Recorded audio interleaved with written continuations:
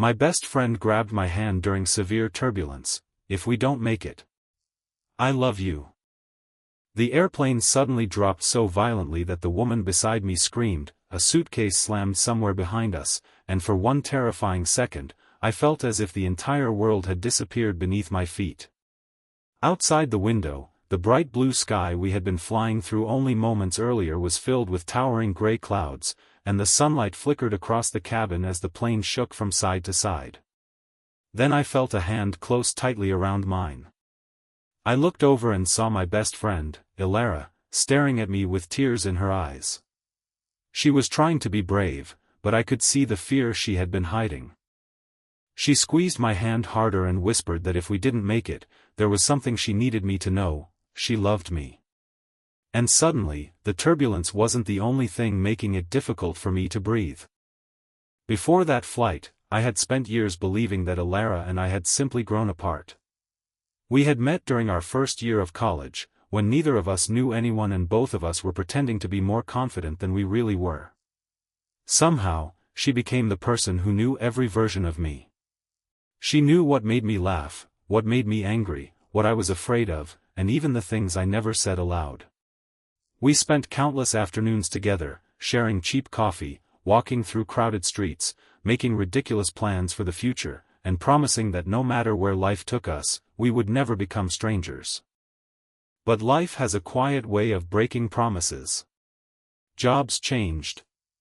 Relationships came and went. Responsibilities grew. Eventually, our conversations became shorter, our meetings became rare, and then came the argument that neither of us knew how to recover from. It had started over something small, almost embarrassingly small, but beneath it were years of unspoken hurt. I accused Ilara of disappearing whenever I needed her. She accused me of expecting her to always rescue me without asking how she was doing herself. We both said things we didn't truly mean, and afterward, pride kept us apart. For almost 2 years, we lived separate lives.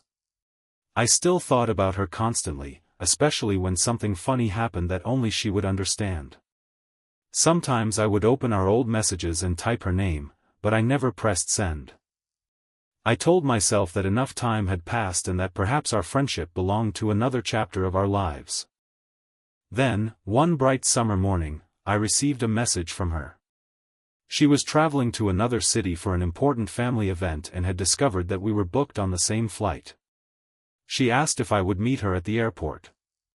My heart raced when I saw her standing near the departure gate.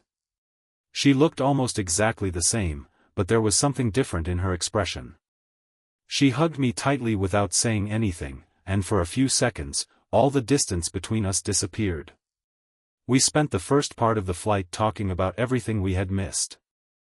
We laughed about old memories, apologized for the things we had said, and slowly began rebuilding something I had thought was permanently broken. The morning sunlight poured through the airplane windows as we talked. The sky was clear at first, and the clouds below looked like enormous white mountains. Ilara showed me photographs on her phone, and I teased her about how dramatically she had changed her hairstyle. For the first time in years, being beside her felt completely natural. But halfway through the flight, the captain announced that we were approaching an area of severe weather and asked everyone to remain seated with their seatbelts fastened. The cabin became quieter. Flight attendants hurried to their seats. Outside, the bright sky disappeared behind enormous dark clouds. Then the turbulence began.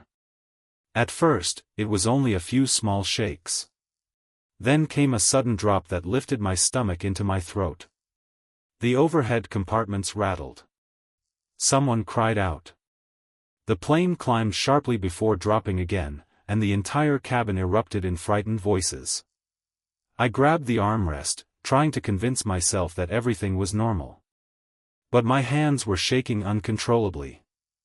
I had never been afraid of flying before, but in that moment, every terrifying possibility entered my mind. That's when Ilara reached across the space between our seats and grabbed my hand. Her fingers were cold. Mine were trembling. Neither of us let go. Another violent jolt threw us against our seatbelts. Ilara closed her eyes, took a shaky breath, and then looked directly at me. Her face was pale, but there was an incredible tenderness in her expression. She told me that if we didn't make it, she couldn't leave this world without saying what she should have said years ago. She told me that she loved me, not because everything between us had always been perfect, but because even after all the distance and all the hurt, I was still one of the most important people in her life. Her words broke something open inside me. I suddenly realized how much time we had wasted protecting our pride. We had both been waiting for the other person to make the first move, while life continued moving forward without asking permission. I squeezed her hand and told her that I loved her too, that I had missed her every single day, and that I was sorry we had allowed one painful argument to become 2 years of silence. Tears rolled down both our faces as the airplane continued shaking around us. For several minutes, neither of us knew what would happen next. We simply held hands. We didn't make dramatic promises. We didn't pretend we weren't terrified. We just stayed there together, reminding each other that we were not alone. And then, slowly, the shaking began to weaken. The clouds opened. A brilliant stream of daylight poured through the windows, turning the cabin golden. The captain announced that we had passed through the worst of the turbulence and were continuing safely toward our destination. Around us, people exhaled with relief. Some laughed nervously.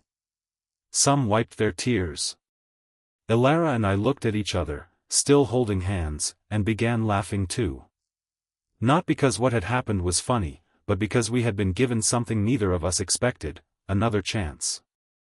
When the plane finally landed, we walked through the airport side by side. We didn't wait for another crisis to remind us how fragile life was. We promised to stop postponing important conversations, to stop assuming there would always be tomorrow, and to never again let pride become more important than the people we loved. That flight changed our friendship forever. Years later, whenever someone asks me how we became close again, I tell them it wasn't because the turbulence saved our friendship. It was because, in the middle of the most frightening moment of our lives, we finally stopped pretending that we didn't care. Sometimes life gives us second chances in the most unexpected places. Sometimes the person we miss is only one honest conversation away. And sometimes, the words we are afraid to say today become the words we desperately wish we had said yesterday. If this story touched your heart, please like, share, and subscribe to Wisdom Story House. And if you believe in kindness, forgiveness, and second chances, leave a comment and tell us what second chance you would give someone you love. Before we reach the final line, I want to ask you for something special. Comment second chances if you believe it is never too late to repair a meaningful relationship. And if Elara and my story reminded you of someone you love, please engage with this video in whatever way you can. Your like, comment, share, or subscription may help this story reach someone who needs to hear it today. Because sometimes we spend years waiting for the perfect moment to say, I love you, I'm sorry, or I miss you. But the truth is, there may never be a perfect moment. There is only this moment, this day, and the people who are still here to hear the words. So don't wait for the turbulence. Tell them today.